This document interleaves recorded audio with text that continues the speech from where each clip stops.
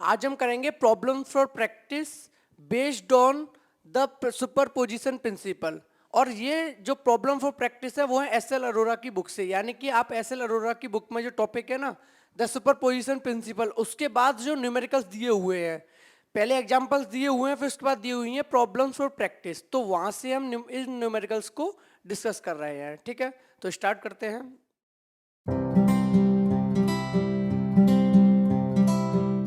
Hello दोस्त, जय हिंद जय भारत। हम अपने इस चैनल पर फिजिक्स को पढ़ते हैं, सीखते हैं और समझते हैं।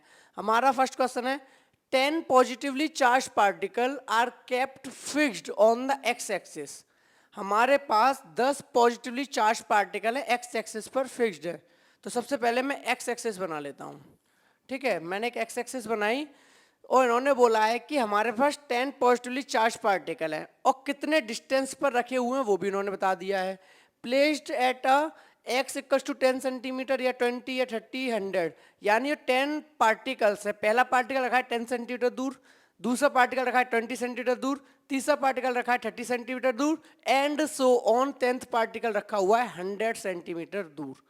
यहाँ तक बात क्लियर होगी। जैसे अगर मैं समझाने की बात करूँ तो मान लेता हूँ ये मेरा ओरिजिन है, ये मेरा ओरिजिन पॉइंट है।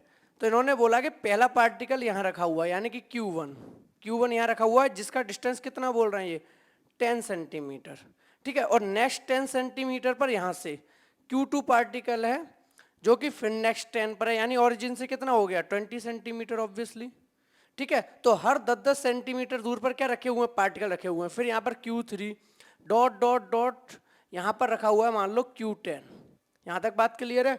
ओरिजिन से हमारे पहले तो Q1 पार्टिकल है 10 सेंटीमीटर दूरी पर है, Q1 के बाद है Q2 पार्टिकल जो कि 10 सेंटीमीटर है Q1 से, लेकिन अगर मैं ओरिजिन से देखूँ तो पूरा 20 है। Q3 ओरिजिन से 30 सेंटीमीटर है, Q4 ओरिजिन से 40 सेंटीमीटर होगा एंड सो ऑन। ऐसे करते करते हमारा जो 10th पार्टिकल है जो कि Q10 है वो कितना दूर बैठेगा, वो बैठेगा 100 सेंटीमीटर। वो उन्होंने बोल दिया ऊपर 100 सेंटीमीटर, यानी ओरिजिन से लेके यहाँ तक का जो पूरा डिस्टेंस है वो कितना आएगा 100 सेंटीमीटर का, यानी ओरिजिन से लेके उस 10th पार्टिकल तक का डिस्टेंस। यहाँ तक बात क्लियर है। और देखते हैं क्वेश्चन में क्या किया मैंने। ठीक है, और हमसे बोला गया है कि द फर्स्ट पार्टिकल है या चार्ज 1 × 10⁻8 कूलम, यानी जो फर्स्ट पार्टिकल है उस पर जो चार्ज है जो कि 10 सेंटीमीटर की दूरी पर रखा हुआ है एक्स एक्सिस पर, उसका चार्ज है 1 × 10⁻8 कूलम, यानी Q1 गिवन है। Q1 है 1 × 10⁻8 कूलम। आगे बोला द सेकेंड इज 8 × 10⁻8 कूलम, यानी कि जो ये सेकेंड चार्ज है आपका जो कि 20 सेंटीमीटर की दूरी पर है ओरिजिन से, उस चार्ज का जो मैग्नीट्यूड है वो है आपका 8 × 10⁻8 कूलम। यहाँ तक बात समझ में आई। एंड सो ऑन थर्ड वाला है वो है 27 × 10⁻8 कूलम, यानी जो Q3 है, जो आपका Q3 है वो है आपका 27 × 10⁻8 कूलम का चार्ज जो कि 30 सेंटीमीटर की दूरी पर है ओरिजिन से। तो Q1 Q2 Q3 इन सबके मैग्नीट्यूड दिए हुए हैं। ऐसे करते हुए एंड सो ऑन जो 10th पार्टिकल है आपका जो Q10 है वो 10th पार्टिकल आपका कितना है, 10th पार्टिकल है आपका 1000 × 10⁻8 कूलम। क्लियर है। तो 1000 × 10⁻8 coulomb. Find the magnitude of the electric force acting on. आपको कैलकुलेट करना है कि मैग्नीट्यूड कितना होगा फोर्स का जो कि 1 कूलम का चार्ज ओरिजिन पर रखा हुआ है, यानी कि यहां पर रखा हुआ है 1 कूलम का चार्ज। अब देखो आप लोगों ने प्रिंसिपल जो सुपरपोजिशन प्रिंसिपल है इसमें क्या डिस्कस किया था कि किसी भी पॉइंट पर नंबर ऑफ चार्जेस की वजह से लगने वाला फोर्स, यही तो स्टडी की थी हमने, इसी वजह से हमने सुपरपोजिशन प्रिंसिपल पढ़ा था। तो बात कर रहा है 1 कूलम चार्ज जो है जो कि ओरिजिन पर रखा हुआ है, इस पर कितना फोर्स लगेगा। तो सीधी सी बात है भाई, एक चार्ज 1 फोर्स लगाएगा 1 कूलम चार्ज पर जो कि ओरिजिन पर है, ठीक है F1। फिर Q2 चार्ज भी लगाएगा 1 कूलम के चार्ज पर फोर्स जो कि ओरिजिन पर है, Q3 भी लगाएगा, Q4 भी लगाएगा, इस तरीके से, यानी सारे फोर्सेस का जो वेक्टर सम होगा वही इक्वल होगा जो भी फोर्स लगने वाली है 1 कूलम के चार्ज पे। क्लियर है, क्योंकि 1 कूलम के चार्ज पे सिर्फ Q1 की वजह से तो फोर्स लगेगी नहीं भाई, Q2 भी रखा है ये भी कुछ ना कुछ लगाएगा, Q3 भी रखा है ये भी कुछ ना कुछ लगाएगा। तो इन सब का जो एल्जेब्रिक सम होगा, और बल्कि वेक्टर सम होगा, एल्जेब्रिक सम नहीं सॉरी, वेक्टर सम जो होगा इन सब का वो फोर्सेस का वेक्टर सम होगा, वो आपको बताएगा कि इस 1 कूलम के चार्ज पर कितनी फोर्स लगने वाली है। आई थिंक बहुत अच्छे से आपको इस न्यूमेरिकल का कॉन्सेप्ट समझ आ गया होगा। अब बात होती है कैसे करना है, वो डिस्कस करते हैं। तो पहले मैं नेक्स्ट पेज पे सारी चीजें लिख लेता हूँ जो जो गिवन है। जैसे ये लिख लेता हूँ कि चार्ज कितने हैं Q1 Q2 Q3, और साथ में ये भी लिख लेता हूँ कि डिस्टेंस कितने गिवन है। क्लियर है? अगर इसे नोट करना हो तो नोट कर लो, थोड़ा सा है, फिर आगे बढ़ते हैं। तो अपन इन सारी चीजों को नोट कर लेते हैं, यानी कि डिस्टेंस को और चार्जेस को। ठीक है, तो जो अपन के डिस्टेंस है वो मैं नोट कर लिया। जैसे R1 10 सेंटीमीटर है मेरा, R2 20, R3 30 सेंटीमीटर है, एंड सो ऑन। R10 मेरा 1000 सेंटीमीटर है। ऐसे Q1 दिया हुआ है 1 × 10⁻8 कूलम, Q2 गिवन है, Q3 गिवन है, Q10 गिवन है। क्लियर है? और हमें कैलकुलेट करना है, वो भी कैलकुलेट क्या करना है वो भी क्लियर है। हमें कैलकुलेट ये करना है कि जो हमारी एक्स एक्सिस है, यहाँ पर जो ओरिजिन में 1 कूलम चार्ज रखा हुआ है, इस पर टोटल फोर्स कितना लगेगा। Q1 चार्ज यहाँ पर है, Q2 चार्ज यहाँ पर है, Q3 चार्ज यहाँ पर है। तो जो ये 1 कूलम का चार्ज यहाँ रखा है, तो कितना फोर्स लगेगा हमें पता है। वेक्टर सम करना पड़ेगा कि इस चार्ज ने कितना फोर्स लगाया Q1 ने, Q2 ने कितना फोर्स लगाया ओरिजिन पे, वो निकालेंगे, Q3 ने कितना फोर्स लगाया ओरिजिन पे, वो निकालेंगे। इन सबका वेक्टर सम कर देंगे, हमें नेट फोर्स या कह लो टोटल फोर्स पता चल जाएगा, जो कि ओरिजिन पर रखे हुए 1 कूलम के चार्ज पर लगेगा। बात क्लियर है? अब यहाँ पे ध्यान से समझना, तुम्हारा डिस्टेंस ये हुआ सेंटीमीटर। हम जानते हैं कि अपन को ऐसा यूनिट में ही यूज करना होता है। ठीक है, तो 10 सेंटीमीटर को कन्वर्ट कर लो मीटर में, 10 × 10⁻² मीटर, सेम 20 × 10⁻² मीटर, 30 × 10⁻² मीटर, और लास्ट में ये 1000 सेंटीमीटर है, तो ये हो जाएगा 1000 × 10⁻² मीटर। क्लियर है? तो R1 R2 R3 R10 सब कुछ हमने मीटर कन्वर्ट कर लिया। मीटर कन्वर्ट करने के लिए सेंटीमीटर को 10⁻² का मल्टीप्लाई किया जाता है। क्लियर है मेरे भाई? अब एक बात बताओ कि जैसे कि डायग्राम ये था, मैं यहाँ डायग्राम भी बना देता हूँ, थोड़ा क्लियर रहेगा। ये ओरिजिन है मेरा, क्या है? ओरिजिन। यहाँ पर मेरा रखा है 1 कूलम का चार्ज, मुझे निकालना है Q1 जो कि 10 सेंटीमीटर दूर है। फिर मेरा यहाँ रखा है Q2, एंड सो ऑन, ऐसे बढ़ते जा रहे हैं। अब एक बताओ Q1 की वजह से यहाँ पे कितना फोर्स लगेगा। तो by according to the Coulomb's law, यहाँ पे कर देता हूँ by Coulomb's law. Coulomb's law हमारा क्या कहता है? बाई कूलम्स लॉ जो फोर्स होता है वो किसके इक्वल होता है? 1/4πε0, और दो जो चार्जेस हैं उसके बीच में लगने वाला फोर्स यानी Q1, और इसे Q0 मान लेता हूँ। ओरिजिन पर है तो Q0 मान लेता हूँ। ठीक है, Q0 Q1 Q2 ये हो जाएंगे। तो लगने वाला फोर्स कितना होगा? Q0 Q1 बाई इनके बीच का डिस्टेंस, यानी कि वो मैं मान लेता हूँ R01। 01 इसलिए मान लेता हूँ यहाँ से 0 से लेके 1 तक। ठीक है, R01 डिस्टेंस मान ले, कन्वर्ट Q0 Q1, तो R01। तो ये लगने वाला फोर्स है। किस पे फोर्स लग रहा है वो भी मेंशन कर देता हूँ, 01। क्या लिख देता हूँ? 01। तो ये मेरे को सिर्फ किस लिए किया है? इंडिकेट करने के लिए। देखो कंफ्यूज नहीं होना है। F01 बता रहा है कि फोर्स ऑन चार्ज जो कि प्लेस्ड है ओरिजिन पे यानी कि 0 पे ड्यू टू 1, तो F01 1/4πε0, और दो जो चार्जेस लेने हैं जिनके बीच में फोर्स निकालना है, यानी एक चार्ज Q1 और दूसरा चार्ज Q0, और उनके बीच का डिस्टेंस जो कि मैंने माना R01, यानी 0 से लेके 1 तक का डिस्टेंस। 2 तक के डिस्टेंस को कह दूंगा R02, 3 तक के डिस्टेंस को कह दूंगा R03। क्लियर है? और फोर्सेस को भी ऐसे नाम देता जाऊंगा, F01 यानी फोर्स ऑन चार्ज 0 जो कि ओरिजिन पे प्रेजेंट है, चार्ज ऑन 0 ड्यू टू 1, फिर लिखूंगा F02, फिर लिखूंगा F03, यानी कि force due to the charge 3 F03, force due to the charge 4 F04। ये सिर्फ मेरा इंडिकेट करने का तरीका है, इसमें कोई भी कंफ्यूजन किसी भी तरह का आपको नहीं होना चाहिए। क्लियर है? तो F01 R01 मैंने अपने सहूलियत के हिसाब से लिख दिया है ताकि मुझे समझने में आसानी हो, वरना सिंपल इसे F और इसे R लिख सकते हो, मुझे कोई प्रॉब्लम नहीं है। ठीक है, F01 निकल आएगा। तो इसी तरीके से अब क्या करता हूँ, वैल्यू पुट कर देता हूँ। देखो 1/4πε0, इसके लिए क्या होती है 9 × 10⁹। ठीक है, Q0 या कह लो Q0 कितना गिवन है? Q0 या Q0 हमें कितना गिवन है वो बोला गया था हमसे 1 कूलम का है, इंटू 1 कूलम का ही तो है जो यहाँ पे रखा हुआ है charge 1 coulomb, multiply by Q1, यानी कि जो चार्ज 1 है उस पर बताओ Q1 कितना है। Q1 हमें गिवन है 1 × 10⁻8, तो Q1 हो जाएगा 1 × 10⁻8 डिवाइडेड बाई R01, यानी कि इनके बीच का डिस्टेंस, यानी कि ये ओरिजिन 0 से लेके 1 तक का डिस्टेंस R01 कितना 10 सेंटीमीटर, जो कि मैंने कितना बोला था मीटर में कन्वर्ट करने का 10 × 10⁻², तो ये आपका हो गया 10 × 10⁻², इसका स्क्वायर। यहाँ तक बात बिल्कुल क्लियर है? चाहो तो अभी से कैलकुलेट कर लो, वरना मुझे वेक्टर सम तो करना ही है, तो मैं बाद में कैलकुलेट कर लूँगा। तो ये मेरा F01 निकल आया। बात क्लियर है? सेम इसी तरीके से सिमिलरली हम F02 निकालूंगा। F02 F02 लगाऊंगा मैं, तो F02 में फिर से बता दे रहा हूं, फोर्स जो कि चार्ज पे लगेगा placed at origin due to the charge 2, तो इसलिए F02 बोल दिया। तो देख लो यहाँ से यहाँ तक का डिस्टेंस, जो चार्ज 2 और ऑरिजिन के बीच का डिस्टेंस है वो यूज होगा, और जो चार्ज 2 रखा हुआ है और जो Q0 या Q0 जो चार्ज है, और वो जो चार्ज का मैग्नीट्यूड है वो यूज होगा। फॉर्मूले में लगा दो, 1/4πε0 सेम रहेगा जो यहाँ था, 9 × 10⁹ ठीक है, मल्टीप्लाई बाई। अब एक बात बताओ, Q0 वो तो फिक्स ही है 1 कूलम इनटू, अब यहाँ पर यूज होगा हमारा जो Q2 है, क्योंकि भाई फोर्स हम किसके बीच बीच में निकालना है, Q0 यानी जो ओरिजिन पे जो चार्ज रखा हुआ है और जो चार्ज 2 है इसके बीच में निकालना है फोर्स, तो 1 × अब Q2 यानी कि चार्ज 2 कितना है, आप लोग देखो कितना गिवन था Q2, 8 × 10⁻⁸ कितना गिवन है, 8 × 10⁻⁸, तो पुट कर देता हूँ 8 × 10⁻⁸, ऊपर हो गया न्यूमरेटर, डिनोमिनेटर में क्या आएगा, r² आता है, यानी कि डिस्टेंस, और किस किस के बीच का डिस्टेंस, ओरिजिन से Q0 तक, वो Q2 तक का, तो कितना डिस्टेंस है 20, तो ये हो जाएगा आपका 20 × 10⁻⁻2 इसका होल स्क्वायर, यानी ये निकल आया F01 F02। क्लियर है, समझ में आ रहा है। अब मैं निकालूंगा F03, फिर निकालूंगा F04, इसीलिए मैं क्या करूंगा, F01 निकालूंगा, F02 निकालूंगा, F03 निकालूंगा, उसके बाद सीधा F10 निकालूंगा। कुछ ना कुछ मुझे बीच में क्या मिल जाएगा, सीक्वेंस या कुछ ना कुछ अपन को पैटर्न मिल जाएगा जिससे हम सॉल्व कर पाएंगे। क्लियर है, तो वीडियो पॉज करके पहले नोट कर लो, फिर आगे बढ़ता हूँ। यहाँ तक नोट कर लिया मेरे भाई, ठीक है।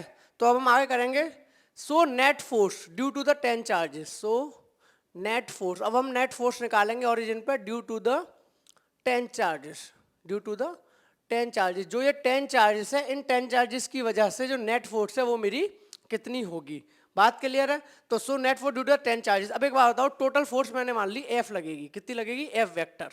क्लियर है, यानी जो सारी की सारी फोर्स है उनका जो वेक्टर सम आएगा वो F आएगा, ठीक है। वो किसके इक्वल होगा, देखो पहले F01 वेक्टर, F01 मतलब क्या, force on origin, force on origin due to the charge 1, जो ऑरिजिन पर फोर्स लग रही है, ऑरिजिन पर मतलब कि चार्ज जो ऑरिजिन पर रखा हुआ है उस पर लग रही है, वो क्या है, F01 से सॉल्व कर दिया। दूसरा F02 vector sum plus F03 vector sum, समझ में आ रहा है। इन सारी फोर्स ऐड करते आओ ना, force on origin due to 1, force on origin due to 2, force on origin due to 3, dot dot dot add करते हुए लास्ट में आएगा force on origin due to 10, F010 लिख दिया मैंने। Force on origin due to 1, force on origin due to 2, force on origin due to 3, force on origin due to 10।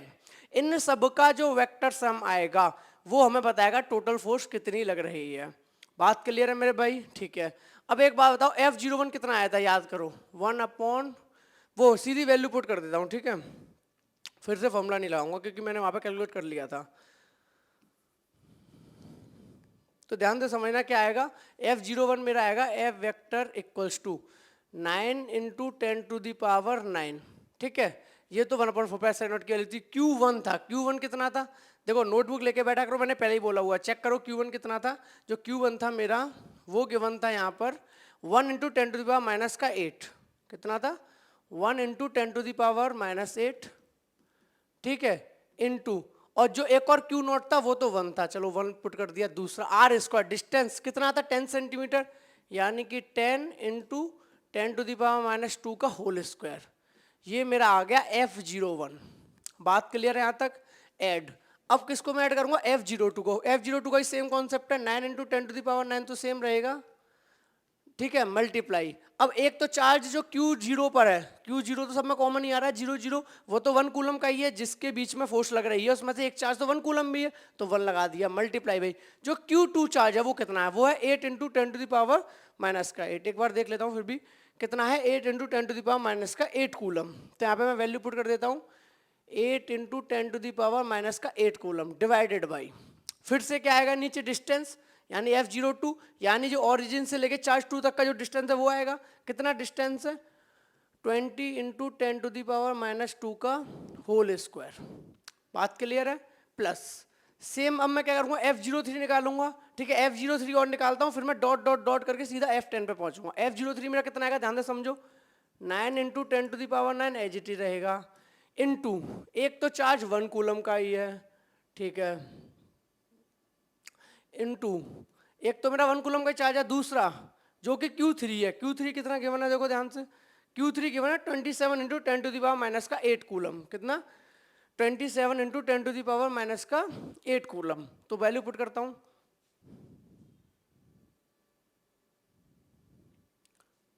27 into 10 to the power minus का 8 coulomb divided by, अब क्या आएगा इसके बीच में लगने वाला डिस्टेंस। अब डिस्टेंस कितना है 20, ये हो गया 30। 30 into 10 to the power minus का 2 का होल स्क्वायर। इसी तरीके से हम ऐड करते जाएंगे डॉट डॉट डॉट, यानी कि अब F04, F05, F06, F07, F08 इस तरीके से हम ऐड करते जाएंगे तो हमें मिलेगा सीधा F010, यानी कि वैल्यू पुट कर देता हूँ F010 की 9 इंटू 10 टू द पावर 9 रहेगा इनटू, अब रहेगा Q1 यानी एक चार्ज को भी जो कि एक 1 कूलम का है इनटू जो कि दूसरा चार्ज आपका कितने का है वो इन्होंने बोल दिया था कि दूसरा चार्ज है हमारा जो लास्ट चार्ज है Q10 1000 into 10 to the power minus का 8 कूलम। कितना है 1000 into 10 to the power minus 8 coulomb. 1000 into 10 to the power minus का 8 कूलम डिवाइडेड बाई इनके बीच में डिस्टेंस कितना है, डिस्टेंस हमारा 100 सेंटीमीटर का, तो 100 into 10 to the power minus 2 का होल स्क्वायर। यहाँ तक बात बिल्कुल क्लियर है। अब सिर्फ कैलकुलेशंस बचेगी, ठीक है। अब कैलकुलेशंस बचेगी, कॉन्सेप्ट क्लियर बिल्कुल हो जाना चाहिए कि हम उस जो चार्ज ओरिजिन पर है उस पर लगने वाले फोर्सेस का वेक्टर सम कर रहे हैं, यानी F01 यानी ओरिजिन पर लगने वाला force due to the charge 1, F02 यानी ओरिजिन पर लगने वाला force due to charge 2, F03 यानी कि चार्ज 3 की वजह से लगने वाला फोर्स ओरिजिन पर F03, F04। इस तरीके से हमने सारे के सारे 10 चार्जेस की वजह से जो ओरिजिन पे फोर्स लगेगी उनका वेक्टर सम कर रहे हैं, और उनका जैसे ही वेक्टर सम आ जाएगा हमें पता चल जाएगा नेट फोर्स ओरिजिन पर इतनी है। अब सिर्फ कैलकुलेशंस बची हुई हैं, क्लियर है। पहले वीडियो पॉज करके नोट कर लो, फिर आगे बढ़ता हूं। नोट कर लिया? थोड़ा सा एक दो स्टेप और ले लेता हूं, देखो यहीं पर ले लेता हूं नेक्स्ट पेज पे जाने से पहले। देखो 9 इंटू 10 टू द पावर 9 है, मैंने क्या बोला हुआ है 10 की पावर को सॉल्व करके रख लो, ठीक है, और बाकी जो नॉर्मल होल नंबर होता है उन्हें अलग रख लो। लेकिन मैं यहाँ पे एक चीज देख रहा हूँ 9 टू 10 टू पावर 9 यहाँ भी है, 9 टू 10 टू पावर 9 यहाँ भी है, 9 टू 10 टू पावर 9 यहाँ भी है, यानी बीच में भी होगा और लास्ट में भी 9 टू 10 टू पावर 9। तो क्या मैं 9 टू 10 टू पावर 9 को कॉमन ले लूँ? ठीक है, 9 इंटू 10 टू द पावर 9 को कॉमन ले लिया मैंने, ठीक है। अब अंदर क्या क्या बचा ध्यान से समझना, 1 इंटू 1 1 ही बचेगा, ऊपर बचा 10 टू द पावर माइनस का 8, नीचे क्या बचेगा ध्यान समझना 100 इंटू 10 की पावर माइनस 4, क्यों? क्योंकि 10 का स्क्वायर 100 और 10 की पावर माइनस 2 का square 10 to the power minus का 4, यानी नीचे हो गया 100 into 10 to the power minus का 4। क्लियर है? प्लस आगे बढ़ता हूं, आगे बढ़ते हैं। तो अब आगे ध्यान से समझना, प्लस अब आगे क्या 9 टू 10 टू पावर 9 तो कॉमन आ गया, अंदर क्या क्या बचा 1 इंटू 8 यानी कि 8 डिवाइडेड बाई, अब 10 टू द पावर माइनस का 8, 10 टू द पावर माइनस 8 को एज इट लिखा रहने देता हूँ, 10 टू द पावर माइनस का 8 एज इट लिखा रहने देता हूँ, कोई दिक्कत? आगे नीचे क्या बचा आपका 20 का स्क्वायर यानी कि 400 इंटू 10 के माइनस 2 का स्क्वायर यानी 10 टू द पावर माइनस का 4। यहाँ तक क्लियर है? सेकंड स्टेप, थर्ड स्टेप पे आ जाऊँ। अब देखो 9 इंटू 10 टू द पावर 9 तो बाहर चला गया, ये तो कॉमन ही ले लिया, अंदर क्या क्या बचा 27 into 10 to the power minus का 8, 27 इंटू 10 टू माइनस का 8 बचा, नीचे क्या बचा 30 का स्क्वायर, क्योंकि 30 इंटू 10 टू माइनस 2 का होल स्क्वायर तो 30 का स्क्वायर 900 इंटू 10 की पावर माइनस 2 का होल स्क्वायर यानी 10 टू द पावर माइनस का 4।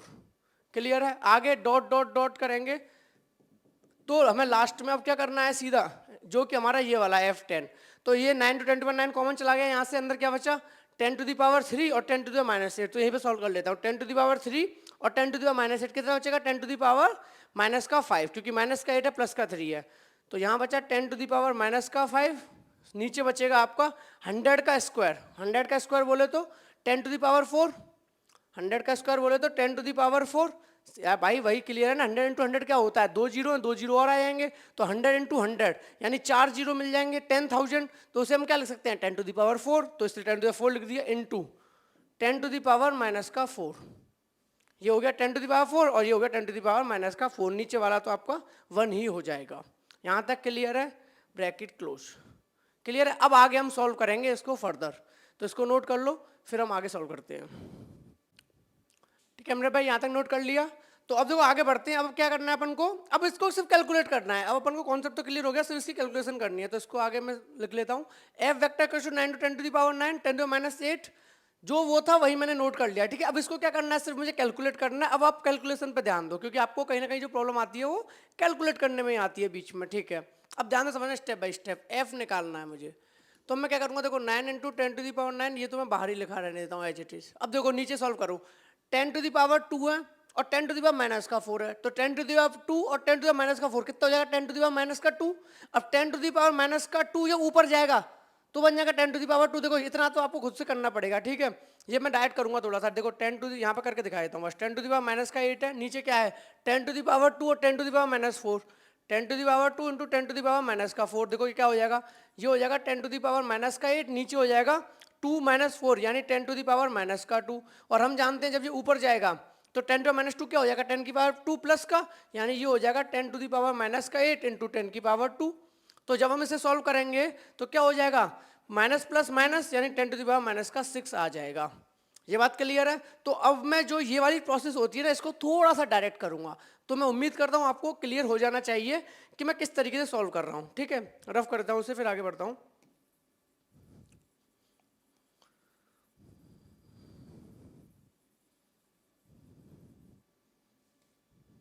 तो देखो यहाँ पे आ गया 10⁻⁻6 प्लस, अब देखो ध्यान से समझना, यहाँ पे 8 से 400, तो ये नीचे 100 आ गया, तो ऊपर क्या बचा 2 इंटू, अब देखो ध्यान से समझना, ये 100 है, 100 इंटू 10⁻4, ये कितना हो जाएगा 10⁻2 और 10⁻4 यानी 10⁻2, और 10⁻2 जब ऊपर जाएगा तो हो जाएगा प्लस का 10⁻2, और प्लस का 10⁻2 और 10⁻8, यहाँ पर भी 2 इंटू 10⁻6 प्लस। आगे बढ़ता हूँ, 3 से 3 9 जा 27, 300, 3 3 जा 9 और ये 100।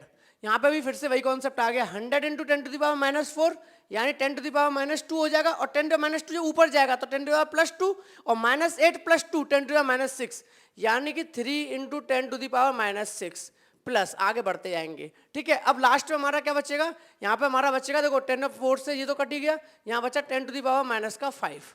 यहाँ तक बिल्कुल अच्छे से क्लियर है सारे पॉइंट्स। अब एक बात ध्यान से समझना, मुझे ना एक यहाँ पे पैटर्न दिखाई दे रहा है, ध्यान से समझो।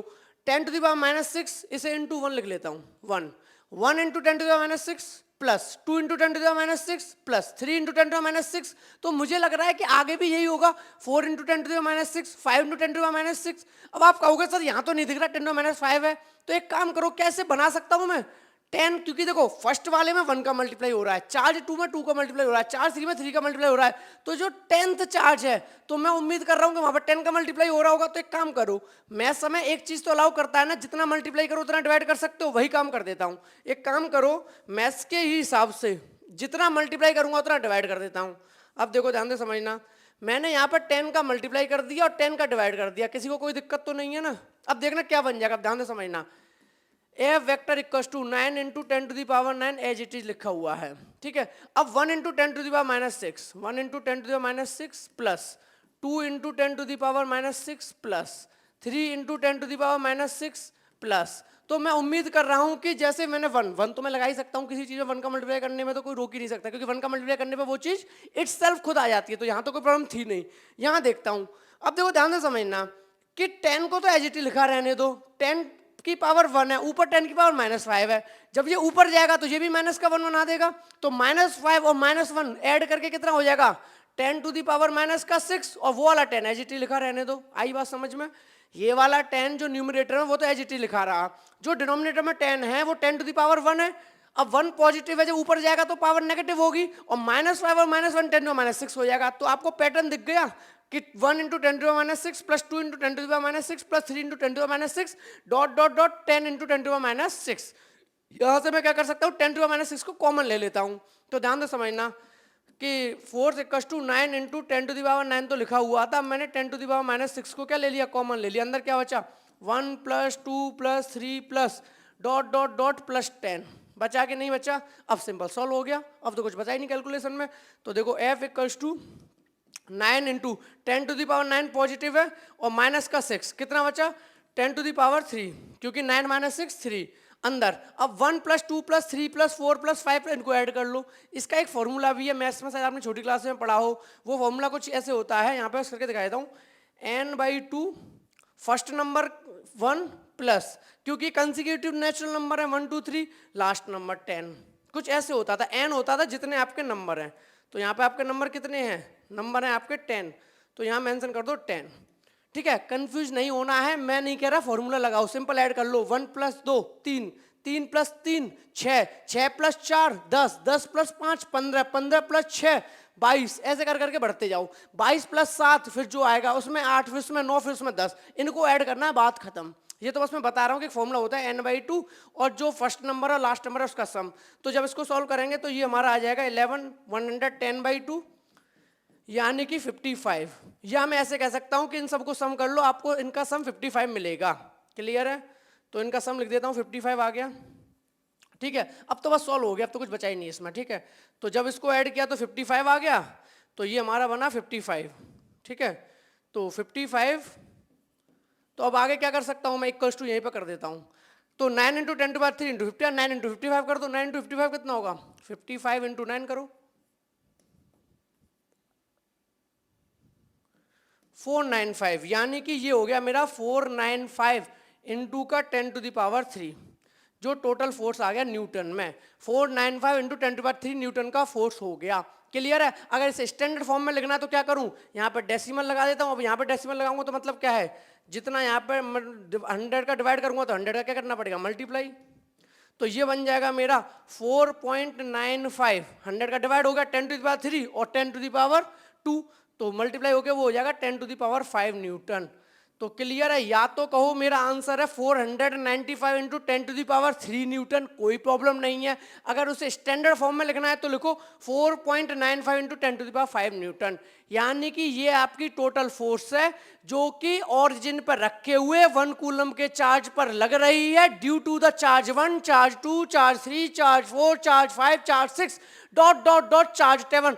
उन सारे के सारे चार्जेस की वजह से जो फोर्स लग रही है ऑरिजिन पर, वो लग रही है 4.95 इंटू 10⁻5 न्यूटन। बिल्कुल क्लियर है? इसको नोट कर लो।